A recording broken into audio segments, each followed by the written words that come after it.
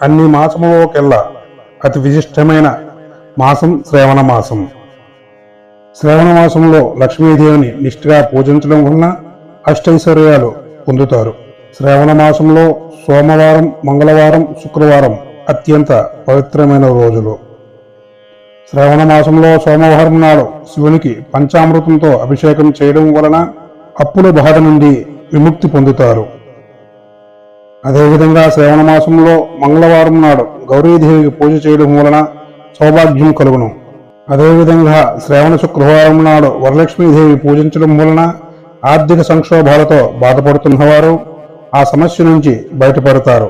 ఈ మాసంలో ఏ రోజునైనా మీకు కుదిరినప్పుడు గోమాతకు బెల్లం తినిపించడం వలన శని దోషాలు పోవును. ముఖ్యంగా ఈ మాసంలో మద్యం మాంసానికి దూరంగా ఉండాలి. ఇతరులను దూషించకూడదు. వెల్లుల్లిపాయలు, ఉల్లిపాయలు, ముల్లంగి తినకూడదు.